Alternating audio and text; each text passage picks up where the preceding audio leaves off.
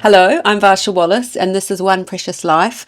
I'm particularly interested in those who do their day jobs alongside something else. And today we're meeting Liam Plowman. Liam was a former media executive who started up a wine shop, Wild and Lee's in Herne Hill. But Wild and Lee's has become much more than just a shop, which you're going to hear about in a minute, from Liam. So, hello, Liam. Hello. Thank you for joining me. And so when I met you through your wife Claire, you were working in media tech with a good job. So why did you leave the security of a comfortable job for the uncertainty of a shop? Yeah, good question. I guess I'd been working in media technology for about 17 years, and it was never something I'd planned on doing. I just kind of fell into it by accident in my 20s, and it was a lot of fun for maybe 5 years. I was working with quite creative, quite young people in media agencies, which are kind of the media planning and buying arm of advertising agencies. So it was enjoyable, lots of people facing time. But then I kind of found myself still there in my early 40s, and so it's in the same industry and with a lot more responsibility and kind of embroiled in industry politics, and it was becoming stressful. But not only stressful, but also I was kind of really questioning why I was doing it and what the meaning of it was. Like, we weren't making anything. It was very kind of esoteric and abstract. And you said you didn't understand what I did, and you weren't No, the only one. no. When you told me, I had Yeah, no yeah, no, idea. I was exactly. It like, I was can't the explain your sort of thing that job. was impossible Yeah, to articulate to anyone at a party or in yeah, any other situation. So, um, yeah, anyway, but the stress of it got quite bad, and a few things came to a head. And then one evening, after we put the kids to bed, Claire and I sat down for dinner, and I had like quite a massive seizure, what they call a tonic-clonic seizure, where your whole brain goes into seizure.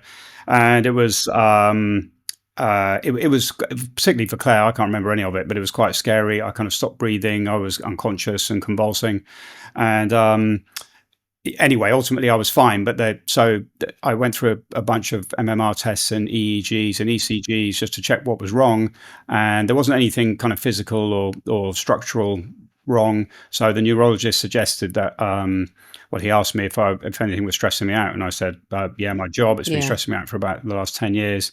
And he said, well, maybe you yeah, should have a think about that. And I thought to myself, well, yeah, everything else is great. I love where I live. I love my wife and my kids, and everything else is great. But my job is an absolute nightmare.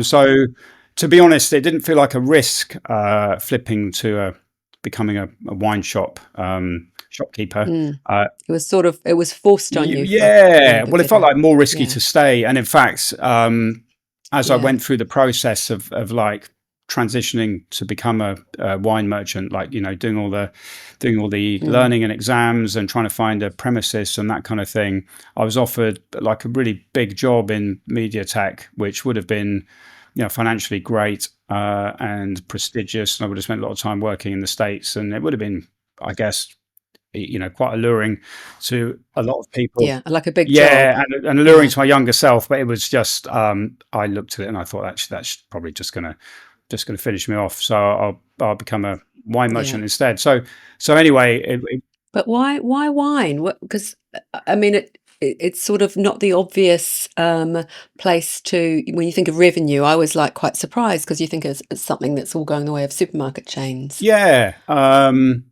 yeah. I mean, you would think that, but it actually isn't. I mean, I suppose wine is something, that I'd always been interested in, but I suppose, there's a lot of Mm, people could claim that to always be interested in wine. Um, I mm. became slightly obsessed with it after, watching the film Sideways in the year 2006. I watched that film Yeah, about a dozen yeah, times, and I started to yeah. take wine more seriously. So it's a film about, if you Oh, haven't seen sorry, it, it's yeah. about wine It's a buffs, film. isn't it? It It's was a just film about about a and slightly yeah, pathetic middle-aged man's relationship with wine, so I yeah, could really resonate. It really yeah, resonated with me, and yeah, so what? Having kind of seen that, I started to seek out, I guess, more interesting wine and go to independent wine shops. And I always liked the feel of independent wine shops, and it always actually felt like, it was a completely different thing from supermarket wine. So, to your point about supermarkets, I think, they do probably dominate, spend in every area of groceries, but there is a there's a healthy chunk of people who want to get something different and possibly better and more interesting, who do want to go to a local wine merchant. And I guess also my Absolutely. my plan with the shop was not to be too rarefied and to Yeah. make it affordable for most people, so that Yeah. people on the way home from the office or from work could pick something up for dinner that wasn't going to break the bank but was Yeah. interesting and made by a small producer, and that kind of stuff.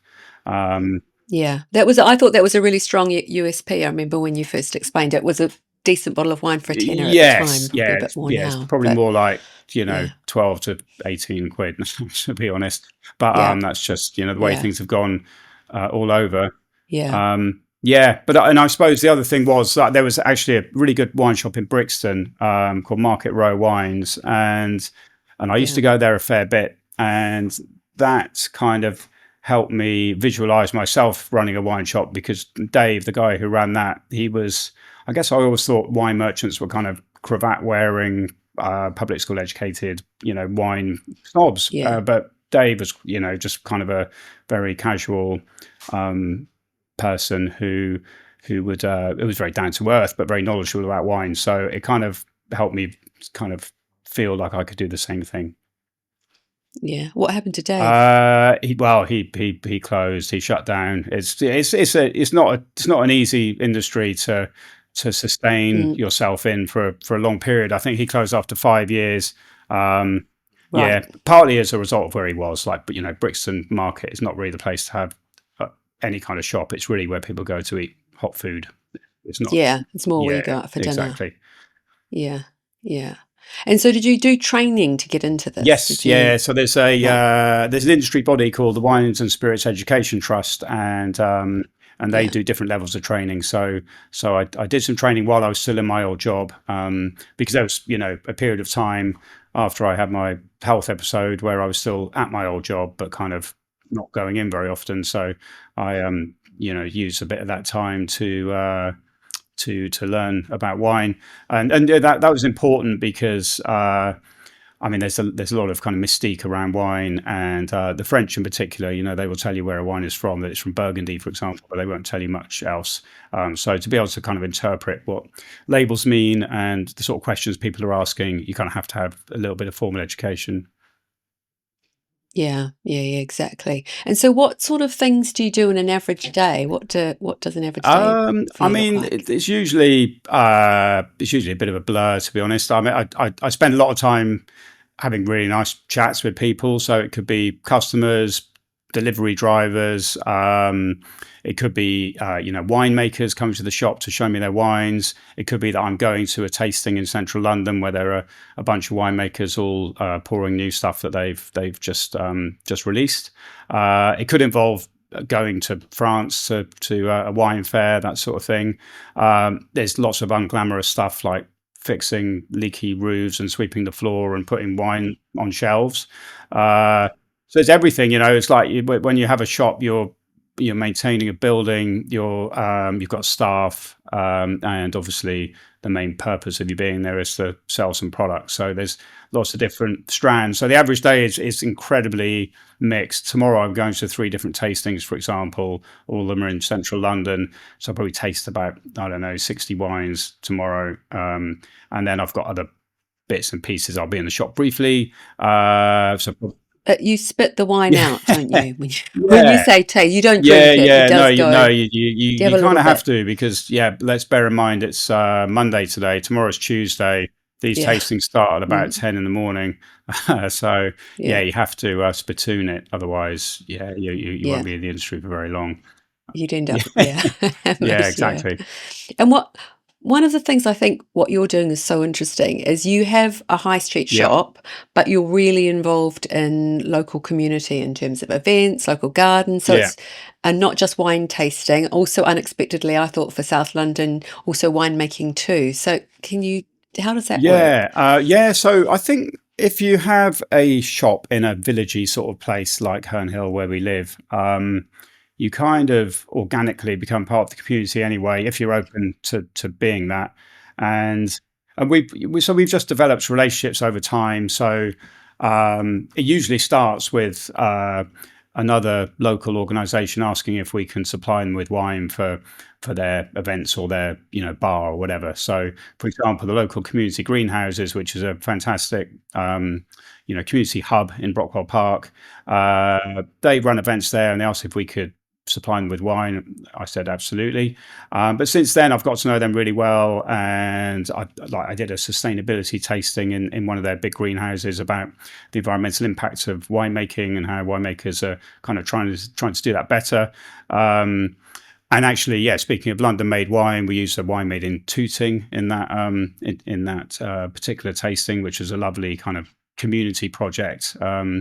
That I like to promote through selling their wines and using them in customer events, and also local. And so do people give grapes to, like, can Yeah, you right. give Yeah, your exactly. grapes to So, the, so yeah, with the two, it's called the Urban Wine Company, and but the wine is called yeah, Tooting, and yeah, so people yeah, in South London give grapes that they've grown in their gardens or allotments, and if they, for every 2 kilos of grapes they donate, they get a bottle of wine back. Then the rest of the wine is sold through shops like mine to keep the whole project running, basically. But it's fantastic. It's the kind of thing that happens in France a lot, in French villages. So a lot of people grow grapes, but don't have the kit to make it into wine. So the villages will tend to pool all of their grapes, and somebody with a press will press them and make them into a local wine. And that's exactly what's happening with the Tooting wine. They've got no idea what grapes are in it. It's just a kind of melange of everything that's grown across South London. Yeah, yeah. That's yes, it's amazing, because you don't fantastic. think of London as making wine. There's wine in places like Sussex, Yeah. but I never would have thought of it in Yeah, yeah. London. I mean, there's an allotment in North London, 40 Hall it's Mm. called. They actually produce quite a lot of wine, but a lot of people around here have grapes and hops. People donate their hops to local breweries and that sort of thing. So, yeah, London, it's pretty warm most of the time. I've got a few vines in my back garden, and they're very productive. So we can do it even if it's out of small plots. And when you pool it all together, you Yeah, make a nice, very I've got sustainable wine. some. We've got some grapes in our garden as well in the summer, but I never seem to get to them before the birds. Yeah, So yeah, I probably need to put yeah. some mesh over them or something. Yeah, yeah, yeah. Weirdly, the birds don't seem even Yeah, vaguely interested in my grapes, but that's right. that's fine with me. It's that corner. And then the other thing that I was quite interested that you've been doing is you set up a scholarship for people who normally wouldn't access the wine industry. Yeah, so that's something we did post COVID. So weirdly, COVID was really good for us. So we came out of it in a much better financial state than we went into it. And I wanted to, Was that because people were drinking so yeah, much yeah. wine, basically? Basically, yeah, it was like people were kind of drinking like they were on holiday. So Yeah. there was a lot of that, but also because people weren't leaving their houses as much, people were asking for delivery, and weirdly, all of the kind of big wine delivery companies just seemed to grind to a halt. I guess demand was too much, so we had loads of people getting in touch saying, "Can you deliver, 24 bottles of wine to see us through the next month or whatever." So we would do that. I had a camper van at the time which loaded up with wine, and I'd drive around South London delivering wine. And alongside that, we had, people queuing outside the shop to come in one at a time for some wine and much needed social contact. So it was an intense and very hectic time, but it was very kind of financially good for us. So when it kind of started to peter out, I wanted to, I don't know, say thanks in some way to the community. So I felt like a way of doing that would be to offer, a scholarship to people within the community who weren't from a kind of typical wine background and didn't have the resources to put themselves through wine school, but were interested in doing it. So I met several people, and then two of them, Sayso and Quezia, they went through the same qualifications that I went through. So now they've got great qualifications that they can use to work in wine or the broader hospitality industry if they choose to do so. And I know they've used them, to a small extent alongside other stuff they do, like say so. Is basically a musician, but he's used his wine knowledge a little bit to do some kind of concurrent work with that. And then Quasia is she's kind of like she works with bringing ethnic minorities into the countryside, and she's doing some or planning some stuff around doing some vineyard visits essentially. So it's been good, Right. and it's something I'd love to do again. It was something I was really proud of. So did you fund that Yes, training? yeah. So I funded that training. Which again, we were in a lucky position, or fortunate position to be able to do that. But I thought it'd just be a nice way of kind of passing some of that on. Yeah, yeah, it's a good thing. It's a good thing to be able to Yeah, do. But I know you obviously, as you've said, COVID was good, but it hasn't all been plain sailing, has it? But you've been successfully going for a number of years now. How many years has it been? 7 and a bit years. So Wow. So you've got over the 7 year yeah, itch a bit.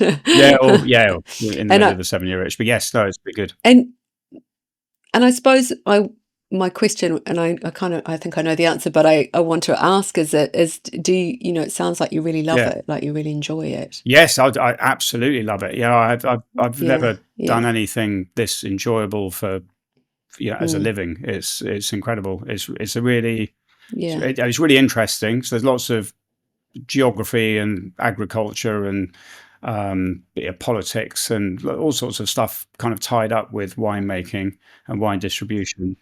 Um, but it's also just a really kind of happy industry. So it's I guess compared to my previous job where I often found myself in rooms with people getting quite angry about not meeting marketing KPIs or that kind of thing.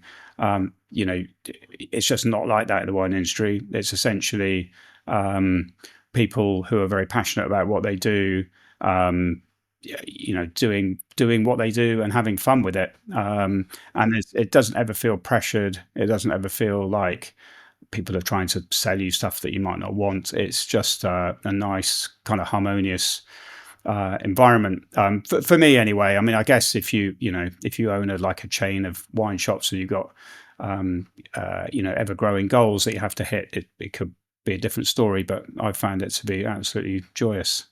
and have you ever thought about opening other shops? Yeah, yes, I've thought about it, but I haven't quite done it. I think partly because the shop that I have is where I live, and it feels quite authentic because of that. So I guess it's quite old fashioned. It's a neighbourhood shop run by somebody who lives in the neighbourhood, and if I was to try and replicate that in Peckham or Catford or something like that, it would be a completely different thing.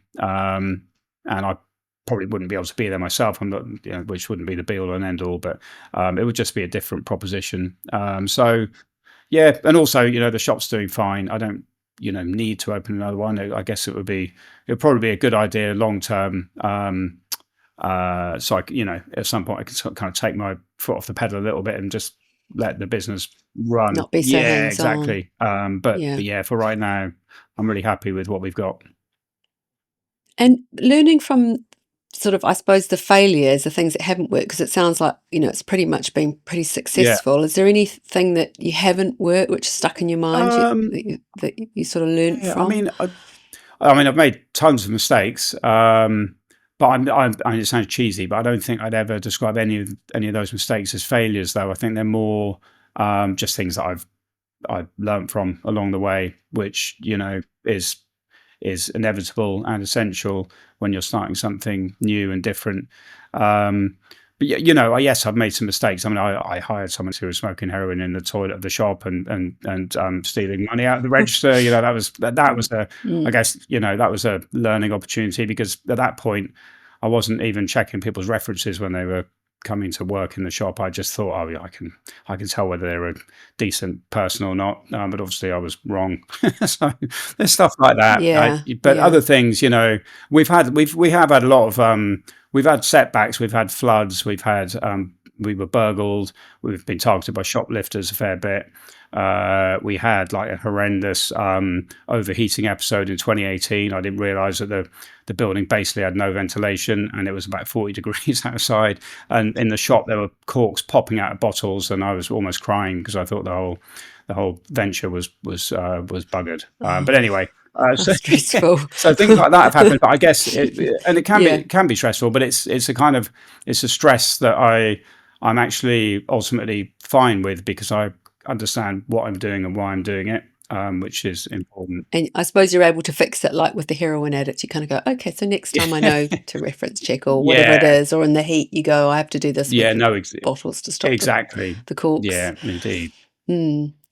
And what about success? And this is something I always think is interesting. Do you celebrate successes, like big or small? Do you have, like, whether it's in the shop or with your family, or is there a way that you kind of Yeah, celebrate it's a the good question. I successes? mean, we're a sort of 7 day a week operation, so we don't have a lot of time to step back and kind of acknowledge what's going well. So I guess, we do things. I try to give staff like hampers of wine and bonuses when we can afford it and stuff like that. Claire, my partner, is very good at celebrating the success of the shop. She's always much better at recognizing it and celebrating it than I am. So we often, go out for dinner to celebrate a good month or a good year, or we'll nip over to France on the train and drink some wine in Paris or something like that. So yeah, we Yeah. we do that sort of stuff. But for me, I guess I'm so in it all the time that I don't really consciously celebrate success. But I do feel like just being in the shop is just a lovely experience. So I feel like that in itself is something of a celebration. It's a nice environment. The people who come in are, for the most part, absolutely lovely, and it's just fun day in day out. So I don't feel like I need to make a separate kind of room for celebration. I think the whole experience is quite celebratory. Oh, that's wonderful. It's wish everyone could feel that way.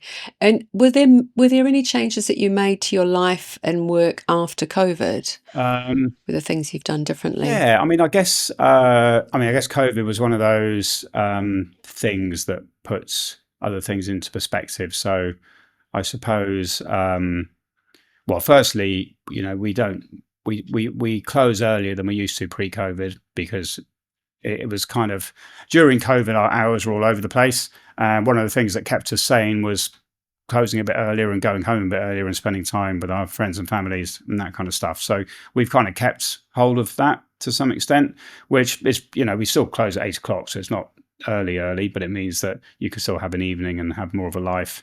And we close at 6 on a Sunday. So it's the hours are not bad. The hours are pretty mellow. We open at 11 in the morning. So it's pretty chilled out kind of work schedule.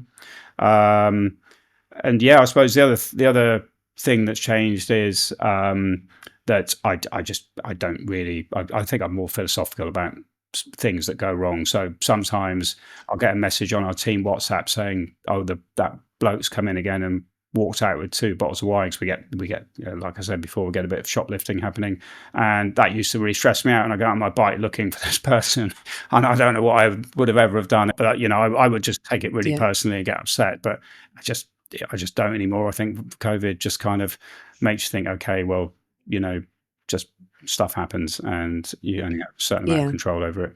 Do you get many people coming into the shop at 11 in the morning and buying wine? That's what I was wondering when Yeah, you said you open at yeah, 11. yeah, we do. Yes, not to drink immediately, I hope, but yeah, Yeah. we do get Right. people, because that's another thing that changed.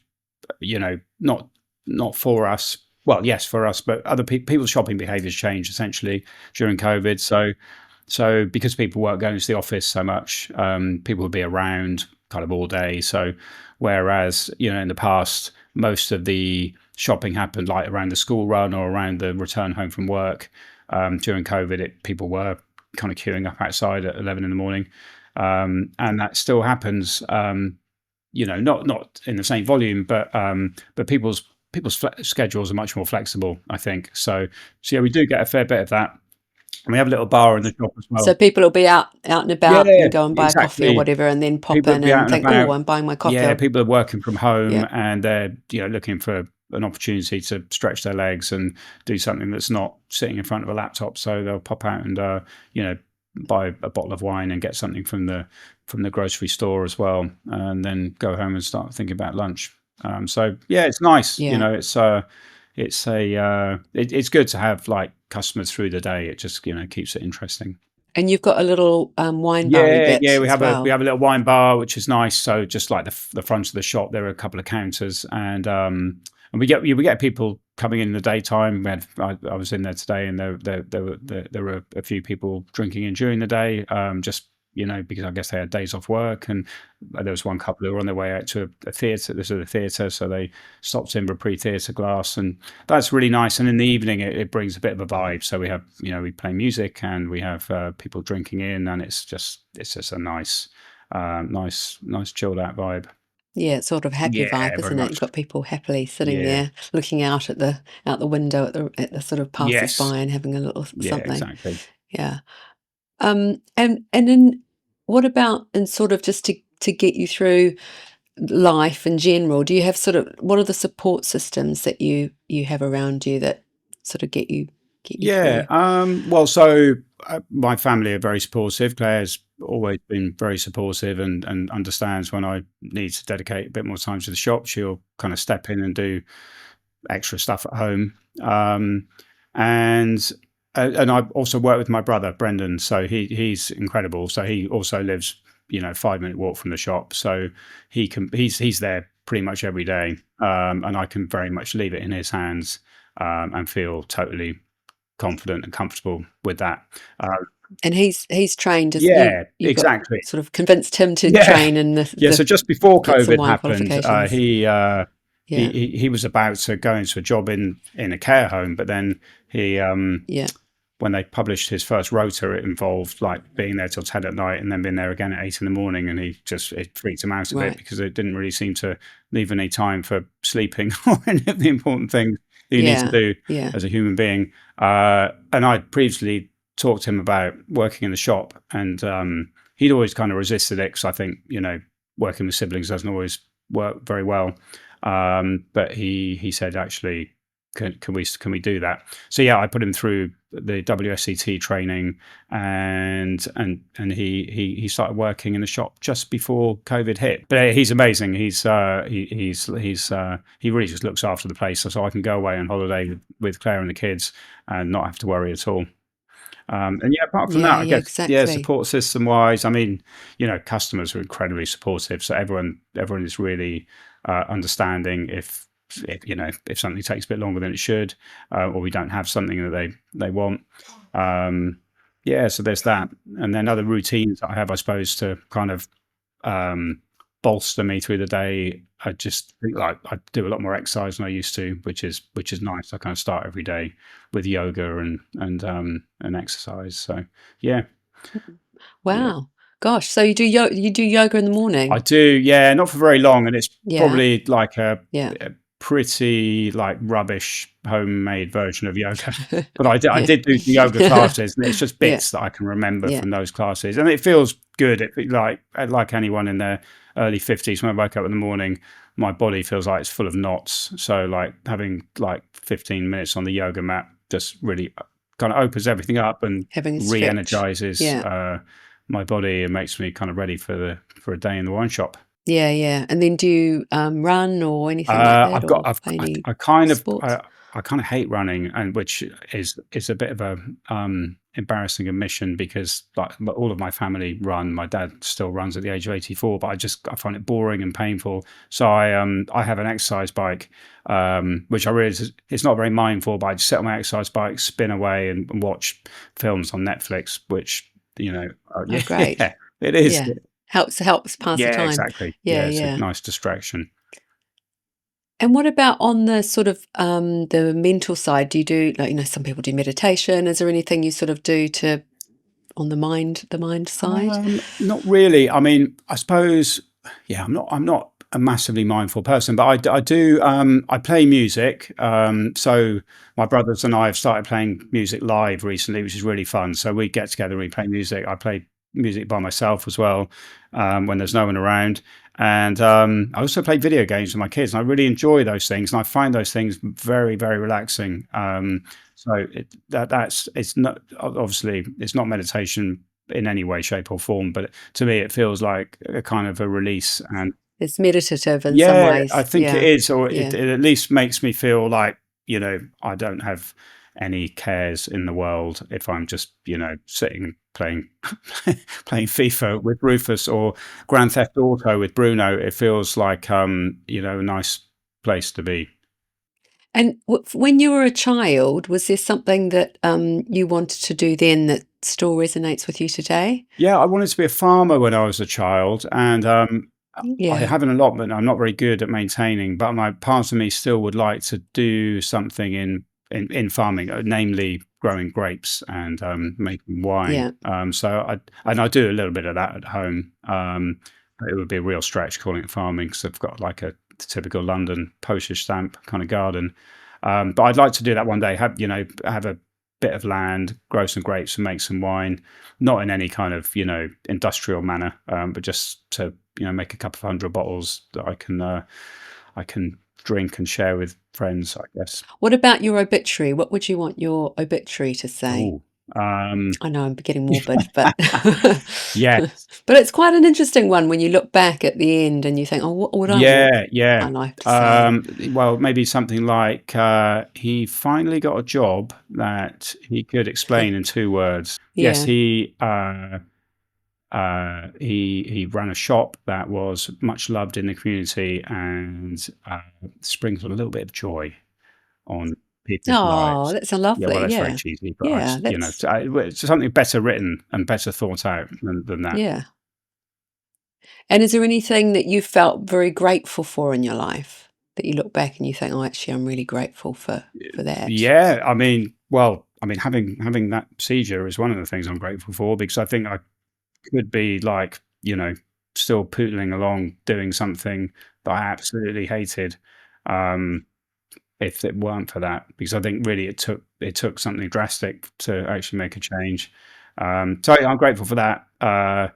Alongside the obvious things like my marriage and my children. But yeah, I'm really glad that that happened ultimately. It's really interesting how out of that came something, that's your life Yeah. now, and at the time, when you were in it, I'm sure it didn't feel that way. No. Is there is there advice you'd give your 20-year-old self? Like, looking back, is there something you'd say to yourself in your Yeah. 20s? Well, yeah. I think I'd probably say take some time out, travel a bit more, and have a proper think about what you really want to do with your life. Um, because I never I didn't really travel at any point. I just went straight from school to university to some fairly crappy jobs to some fairly decent jobs, but I never really took any time to actually think about what I wanted from what would give me satisfaction kind of work wise or in any. Yeah, it's interesting, isn't it? You don't always think about those things when you're young. You feel like you have to get straight on with Yeah, it, with yeah. life. What about when you're in your 70s? Could you see your 70-year-old self, 70-something, giving yourself advice now? I think probably my 70-something-year-old self would say to my current self, stop treating the prospect of old age like it's some abstract blob in the future that's never going to happen, and actually take it seriously and plan for it. So, with that in mind, is there something more you'd do if you were guaranteed to succeed? Is there something else you'd like to do if you're like, I'd make this work? Um, Yeah, I mean, I think so. I'd love to. I'd love to run a winery. I'd love to have a vineyard and run a winery. I mean, it's a really precarious job where you're at the mercy of like the weather and climate change and all sorts of factors are out of your control. So it would probably be a complete nightmare. But if it was guaranteed success, then sign me up. That sounds great. It's been so lovely hearing you talk and hearing you talk about sort of how much joy you get from what you do. Like, it's really wonderful actually, because it's you don't hear that from everyone, and I think it's really inspiring. Is there anything else that any specific ambitions for this year that you'd like to? I mean, what I have been thinking recently is that I'd like to. Um, I'd because I've now got like myself and 3 people employed in the shop. I'd like to spend a bit more time doing the more fun stuff. So like spending more time in France, going to tastings, that sort of thing. So Claire and I went to Montpellier a couple of weeks ago to do exactly that. I went to a wine fair. She came with me. We had a lovely time. Went to Paris in November and did the same thing. So I'd like to do more of that stuff because it's part of the job, but it's also really interesting and great. So I want to do a bit more of that this year. I want to learn French. I do speak a little bit of schoolboy French, but it's very, very rusty and limited. So I'd like to do those things for sure. So taking a bit more of the things that you enjoy and doing that alongside the work side as well, and have it exactly. sort of extended. I guess making part of my work better than it already is, and bringing the family into it a bit more, if that's possible. So yeah, like taking Claire to France, or Rufus occasionally does bits and bobs for me in the shop, and that's nice for him and for me. I can give him a bit of pocket money, and he can carry some very heavy boxes of wine down the stairs. So yeah, it's Very good. Yeah. yeah, I know. He's finally become useful. So you've talked a bit about how you get enjoyment from Yes. music. What are you doing with your brothers at the moment? So we formed a band for New Year's Eve because our local craft beer tap room, who we've gotten to know really well because they're neighbours. We live around the corner, but also through work because we supply them with wine for their bar. And they're a lovely bunch of people, and they do an open mic night, and they were doing one on New Year's Eve.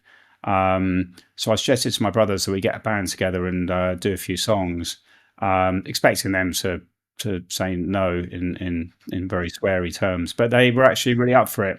So we wrote a couple of songs, and we did a cover of another song, and we rehearsed a bit, and it was great. It was really, really, really nice. It was good to do something together. We do stuff together. We go to the pub and all the the predictable, usual things, but creating music together was a new thing. And then when we played on New Year's Eve, obviously we were all terrified, but it was absolutely euphoric. And we called ourselves Bandwitch, and by the end of our final song, the crowd were all chanting "Bandwitch, Bandwitch, Bandwitch," and it was amazing. It was ridiculous, but it was really, really enjoyable. Yeah. And then so that we did it again in January. They did another open mic in January, so we wrote a few more songs, and I did another cover, and it was great. And we're all like sort of getting instruments, picking up things here and there. Brendan just bought a glockenspiel. I bought an oud, which is like a Middle Eastern mandolin. So we're making all these kind of weird and wonderful sounds with different musical instruments, but collaborating and creating something lovely. And why Bandwitch? Oh, because Bandwitch? I'm Liam, obviously, but Brendan is Brendan, and Tristan is Tristan. So we got a B, an L, and a T. So it's like a BLT sandwich, but we're a band, so it's a Bandwitch. I'm sorry about that. We just kind of, we didn't even have a name, but they asked us on New Year's Eve, what do we call you? And we were like, we kind of looked at each other and went, oh, BLT Bandwitch? Yeah, Bandwitch, that'll be. Bandwitch. So well, it's got that's kind of it. People can chant it. Bandwitch, here you go. That's the key. Yeah. Come and see you next time. Yeah, absolutely. Oh, no, it's great. Yeah, so that's been really fun for all of us. Not sure how much fun it is for the audience, but we enjoy it massively.